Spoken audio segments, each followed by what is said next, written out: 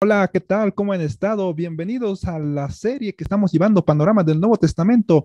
En esta lección número 3 trataremos dos libros y una carta. Primero, el Evangelio de Juan, luego Hechos de los Apóstoles y en tercer lugar tenemos la carta a los Romanos. Les pido que se puedan suscribirse para ver toda esta serie del Nuevo Testamento que estamos viendo. Recordemos que cuando no éramos cristianos, o muchos, veríamos novelas y estábamos pendientes del próximo capítulo que iba a tratar.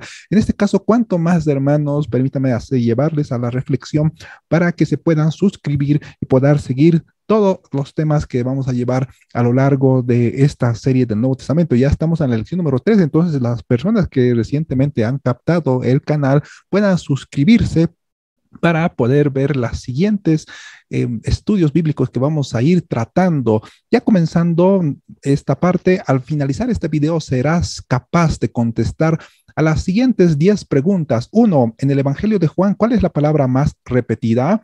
Dos, según San Juan, ¿cuál es la única condición para ser salvo? Tres, según el Evangelio de Juan 3:16, Dios amó a toda la humanidad. Cuatro, ¿cómo presenta Jesús a ¿Cómo presenta Juan al verbo o cómo presenta Juan a Jesús? Cinco, para ser testigo de Jesucristo, ¿qué necesitamos? Seis, ¿cuándo se dice que se fundó la iglesia de Jesucristo? Siete, ¿qué se trató en el concilio en Jerusalén? Ocho, ¿cuál es el tema central en la primera parte de Romanos? Nueve, ¿qué es la fe y la gracia? 10, ¿cuál es el tema central en la última parte de Romanos? Comenzamos con el Evangelio de Juan. En el Evangelio de Juan, la pregunta que nos planteamos es, ¿cuál es la palabra más repetida al interior del Evangelio de Juan? En ese caso es un verbo, el verbo en infinitivo, pero conjugando, que es el verbo creer, aparece 98 veces en el libro de Juan. Entonces ya estamos viendo la centralidad de lo que va a tratar el Evangelio de San Juan por las 98 veces que se va a mencionar esta palabra creer, pero conjugado. Acá estamos hablando acerca de aplicación del método cuantitativo, es decir, contar la cantidad de las palabras para determinar cuál es el propósito de un libro o cuál es el tema central que se está tratando dentro de un pasaje, dentro de un párrafo o dentro de un apartado. Esto tiene que ver con la técnica del análisis de contenido.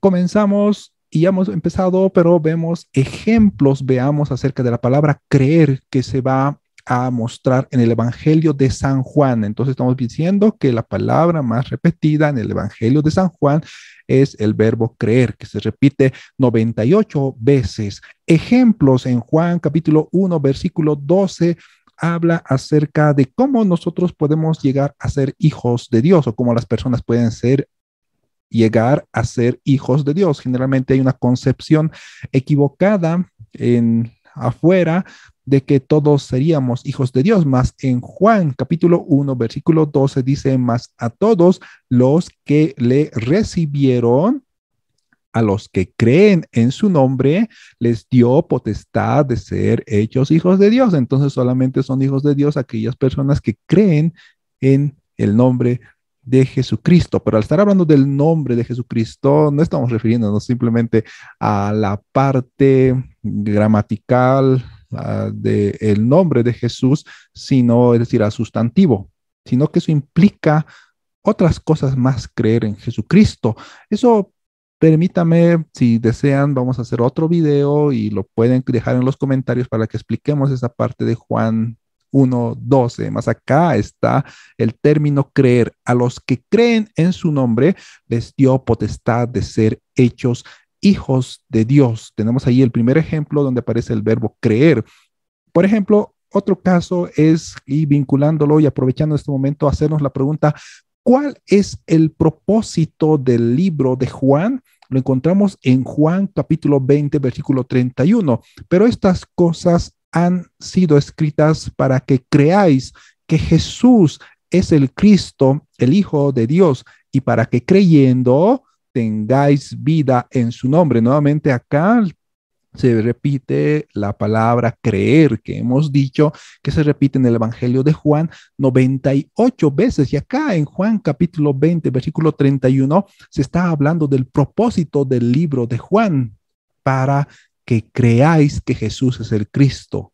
Tenemos ahí otro ejemplo. Vamos a un ejemplo más para ir terminando esta primera parte de las 98 veces que se repite la palabra creer en el Evangelio de San Juan. La persona cree o no cree en Jesucristo.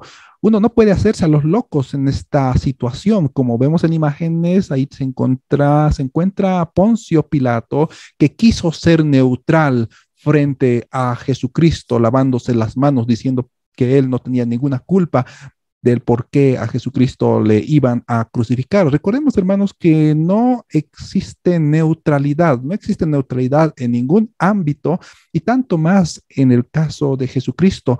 Poncio Pilato o bien lo absolvía como inocente o bien lo condenaba al Señor Jesucristo. Y vimos que él se parcializó con el pueblo judío, queriendo agradarles a él y negando al Señor Jesucristo.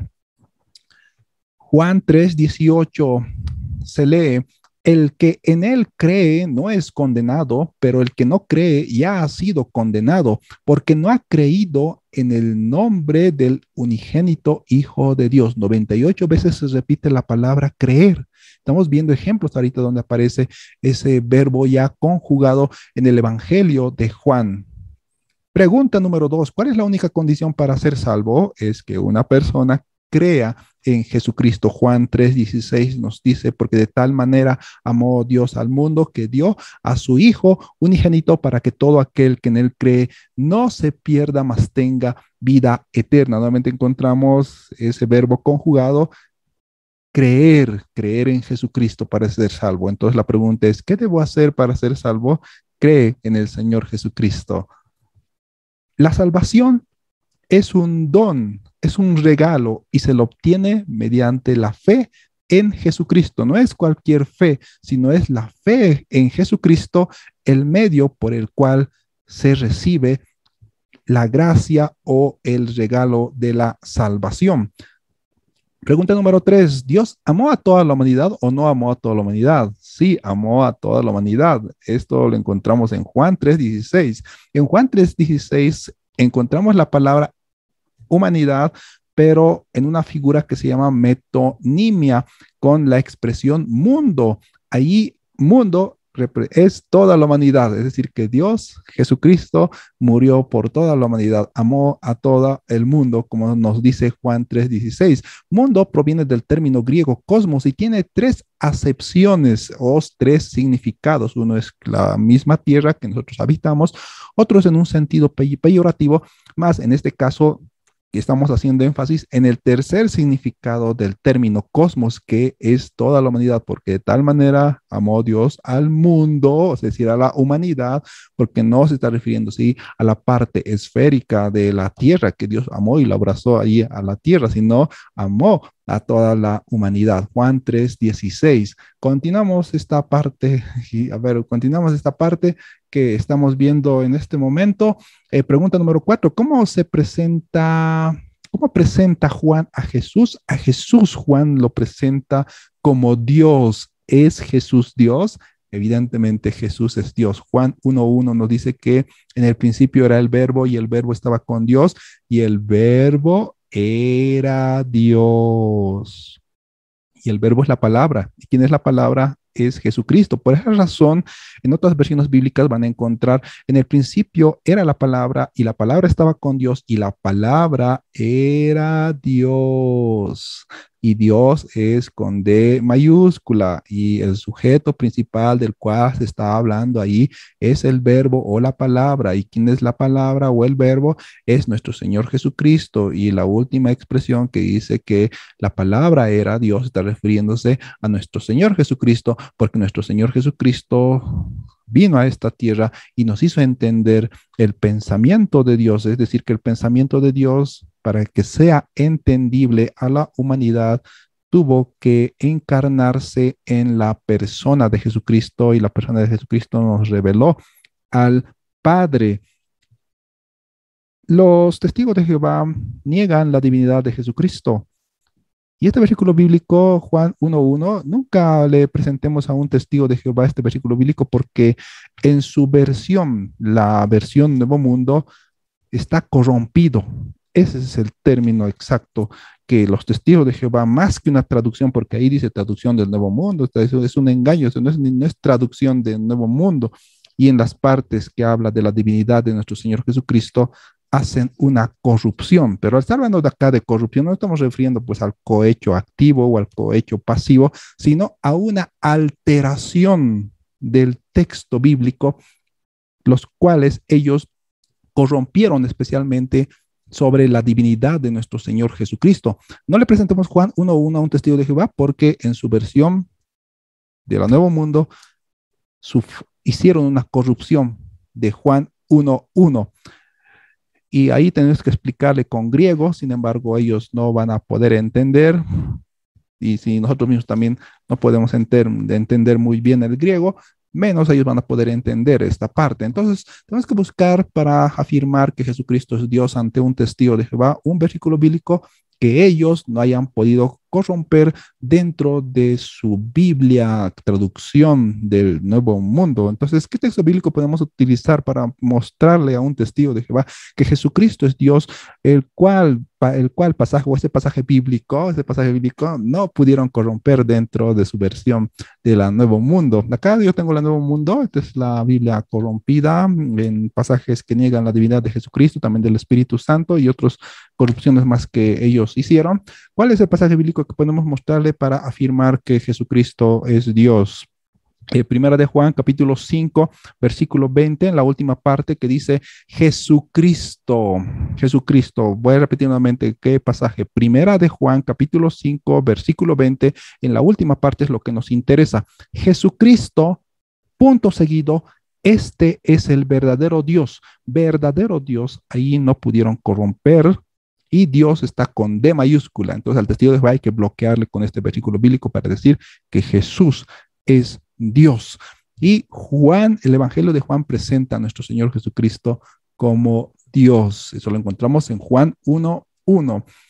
Aparte de esto, podemos encontrar otras referencias por las cuales nosotros sabemos que Jesucristo es el mismo Yahvé del Antiguo Testamento, o como otros lo quieren llamar, el mismo Jehová del Antiguo Testamento. Los judíos sabían que Yahvé mismo iba a venir acá a la tierra, o Jehová mismo iba a venir acá a la tierra. Recordemos el tetragramatón del Antiguo Testamento, cuando Dios se había presentado a Moisés. Moisés le ha preguntado, Señor, pero ¿cuál es tu nombre? ¿En qué nombre iré? ¿Qué les diré? Y en Éxodo capítulo 3, versículo 14, dijo, yo soy.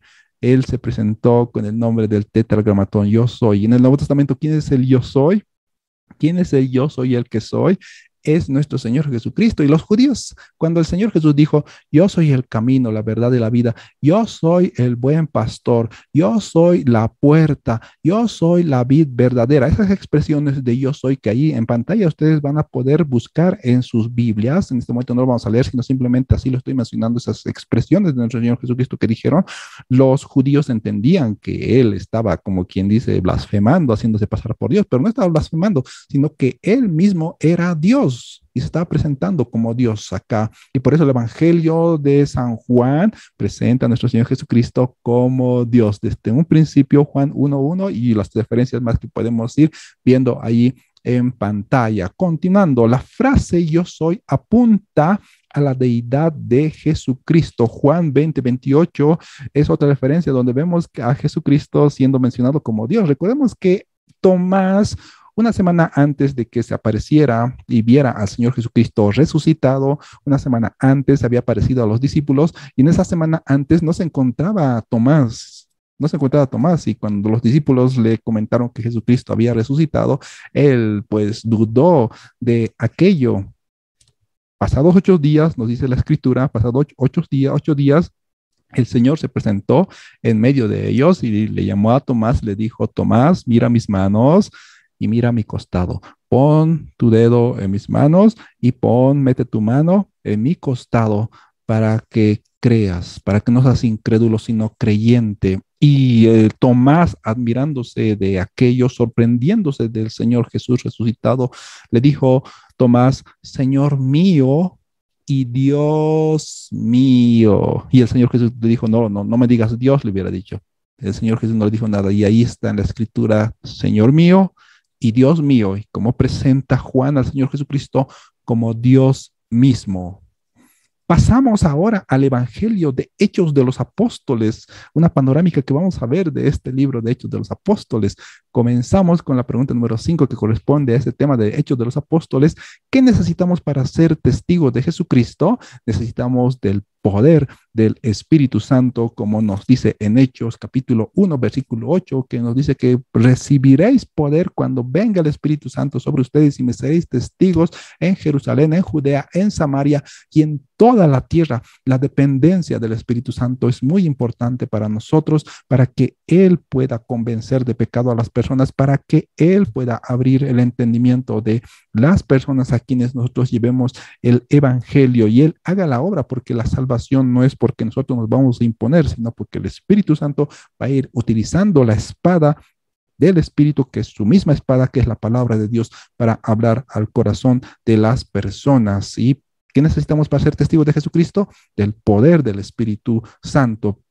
¿Cuándo se fundó la Iglesia de Jesucristo? La Iglesia de Jesucristo se fundó en el día de Pentecostés, es decir, en un día domingo vino el Espíritu Santo. Mediante ese poder nosotros podemos llevar el Evangelio y las personas ahí hablaron en distintos idiomas y ya sabemos todo lo demás. En el Evangelio, en el libro de Hechos de los Apóstoles aparece esta que es la fundación de la iglesia el día de Pentecostés. Seguramente usted está preguntándose cuándo ha sucedido la fundación de la iglesia. La fundación de la iglesia ha sucedido en el año 30. De eso no hay ninguna discusión. Pero el día específico puede estar de entre 27 de mayo, es decir, del Día de la Madre, unos días después del Día de la Madre, en mayo o principios de junio del año 30, en el que el Espíritu Santo en un domingo vino y fundó la iglesia de nuestro Señor Jesucristo. En el libro de Hechos de los Apóstoles, aparte de ver esos dos aspectos que ya hemos visto dentro de Hechos de los Apóstoles, hay un acontecimiento de suma importancia que es el Concilio de Jerusalén, es decir, una reunión donde habían ido a ver lo que se iba a determinar con respecto a los gentiles, porque dentro de la iglesia había judaizantes. ¿Y qué es un judaizante? Un judaizante es aquella persona que quiere hacer depender la salvación del cumplimiento o mediante el cumplimiento de obras. Es decir, para ser salvo tú tienes que hacer obras. No basta el sacrificio de Jesucristo para ser salvo. Eso es un judaizante. Y dentro de la iglesia primitiva, en Hechos de los Apóstoles, había personas que decían que para ser salvo tienes que circuncidarte y tienes que guardar la ley de Moisés. Hechos 15:1, lo van a leer ahí en su casa. Luego, en Hechos 15:5 habla acerca de que lo mismo, es necesario cumplir o guardar la ley de Moisés para ser salvos. Más ahí, en ese concilio mismo se determinó pues que la salvación no es por obra y a los gentiles no se les moleste para guardar la ley. Por eso es muy importante el concilio de Jerusalén. La salvación no es por obras. Y enseguida vamos a pasar a Romanos, que vamos a hablar acerca de la justificación por la fe en la primera parte. Pero por este momento, simplemente tengamos presente que la salvación no es por el cumplimiento de de la ley mosaica, ni por ningún tipo de obras que podamos hacer para ser salvos, sino somos salvos a través de Jesucristo. La gracia, ¿qué es la gracia? Porque al estar hablando de salvación, tenemos que hablar de la gracia. La gracia es el regalo inmerecido de la salvación de parte de Dios al ser humano que se la recibe mediante la fe en Jesucristo, es decir, la gracia como sinónimo de salvación, el regalo gratuito que viene de parte de Dios y se lo adquiere mediante la fe en Jesucristo. Jesucristo es el motivo por el cual nosotros podemos ser salvos mediante la fe, porque Él murió por nuestros pecados y se hizo pecado en la cruz del Calvario. De esta forma pasamos a Romanos, la carta de los Romanos. ¿Y cómo vamos a vincular con lo que estábamos hablando anteriormente? Vamos a vincularlo con la justificación por la fe. ¿Cuál es el tema central? En la primera parte de Romanos es la justificación por medio de la fe en Jesucristo. Del capítulo 1 al capítulo 9 del libro de Romanos nos habla acerca de la justificación por la fe. Y este es el tema central. Del capítulo 1 al capítulo 9, el tema central es la justificación por la fe. Y posteriormente vamos a ver en la segunda parte del libro de Romanos cuál es el tema central en la segunda parte de los Romanos. En esta primera parte es la justificación por la fe, como estamos viendo en pantallas. La justificación por la fe lo encontramos en Romanos 1, 16, 17, Romanos 3, 21 al 24, que a continuación vamos a dar lectura. La justificación por la fe, Romanos 1, 16, porque no me avergüenzo del Evangelio, porque es poder de Dios para salvación a todo aquel que cree. La justificación por la fe, justificación por medio de la fe. Romanos 1:17. De hecho, en el Evangelio se revela la justicia que viene de Dios, el cual es por fe de principio a fin, tal como está escrito, el justo por la fe vivirá. La primera parte, el tema central de Romanos es la justificación por la fe en Jesucristo. Estos pasajes bíblicos están respaldando lo que venimos diciendo. Juan, Romanos 3:23, pues a todos los que han pecado y están privados de la gloria de Dios, pero por su gracia son justificados gratuitamente mediante la redención que Cristo Jesús efectuó. Y el versículo 20 que van a ver, habla, nuevamente repite, la justificación mediante la fe en Jesucristo. Pregunta número 9, ¿qué es la fe y qué es la gracia? La fe es creer en Jesucristo y la fe es el medio por el cual nosotros podemos ser salvos, pero no cualquier fe, sino la fe en Jesucristo. Por eso la salvación es netamente 100% mediante Cristo. Romanos 4:16, Romanos 5:1 al 2, que vamos a dar lectura. Romanos 4:16, por tanto, es por fe para que sea por gracia, a fin de que la promesa sea firme para toda la descendencia. La primera parte es lo que nos interesa. Por tanto, es por fe para que sea por gracia. Es decir, que no es por obras. No es por obras la salvación. Romanos 5:1, justificados por la fe, tenemos paz para con Dios por medio de nuestro Señor Jesucristo. Nuevamente estamos repitiendo acá, justificación por medio de la fe en Jesucristo, por quien también tenemos entrada por la fe a esta gracia en la cual estamos firmes y nos gloriamos en la esperanza de la gloria de Dios. Primera parte de Romanos, el tema central es la justificación por la fe. La gracia es el regalo inmerecido de la salvación y esta salvación se la recibe mediante la fe en Jesucristo. Romanos 1:16, porque no me avergüenzo del Evangelio, porque es poder de Dios para salvación a todo aquel que cree. Nuevamente estamos redundando sobre esta parte. Última pregunta de esta tercera lección que estamos viendo. ¿Cuál es el tema central en la última parte de los Romanos? La última parte de los Romanos, ¿cuál es el tema central? A veces cuando estamos haciendo un estudio del libro de Romanos, simplemente decimos, no, el tema central en el libro de Romanos es la justificación por la fe. Está bien, más eso corresponde a la primera parte del capítulo 1 al capítulo 9 del libro de los Romanos, habla acerca de la justificación por la fe.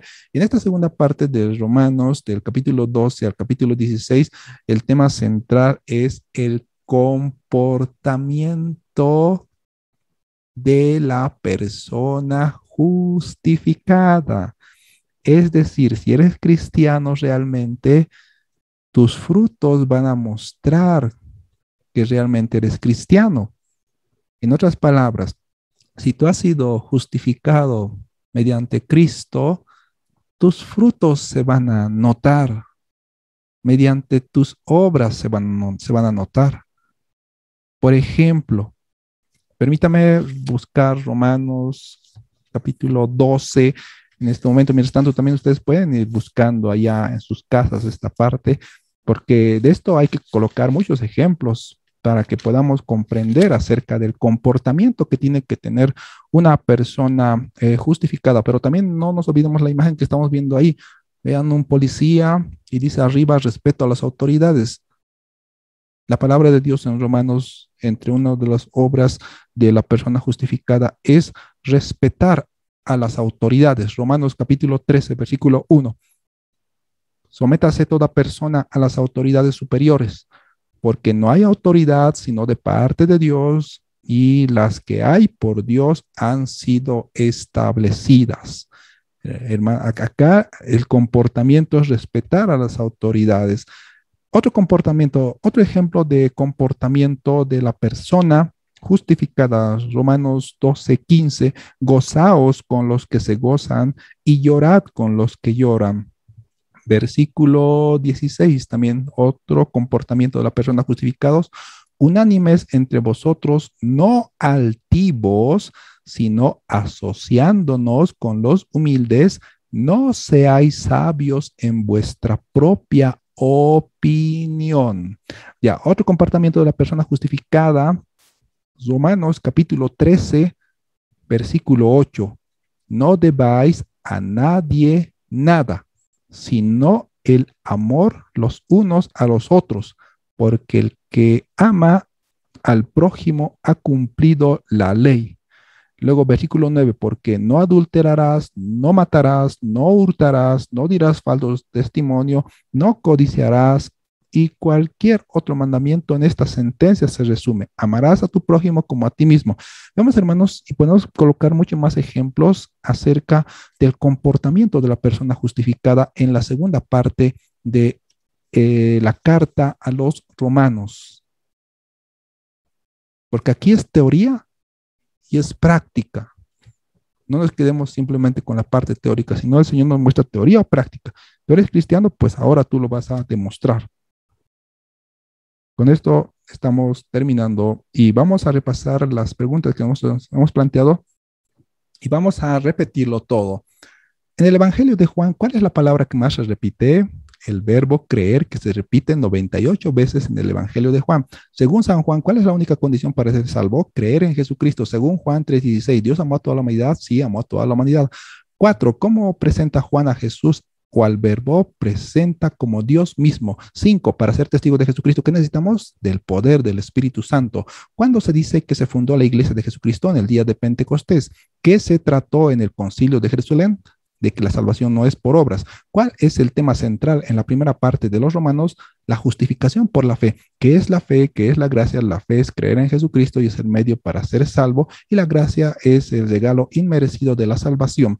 10. ¿Cuál es el tema central en la última parte de los Romanos? Es el comportamiento de la persona justificada. Muchas gracias por su atención. Hasta la próxima lección. En la próxima lección, la lección número 4, vamos a tratar la carta a los Corintios, la primera carta y segunda carta a los Corintios. No olvides suscribirte, hermanos, para que puedas estar al tanto de nuestros próximos videos y toda esta serie de panoramas del Nuevo Testamento. Y recuerda lo que dije al principio, de que cuando no eras cristiano, tú veías tus novelitas cada día, y yo también, tal vez otras personas más, o tal vez no, pero tenían así algo que hacían constantemente.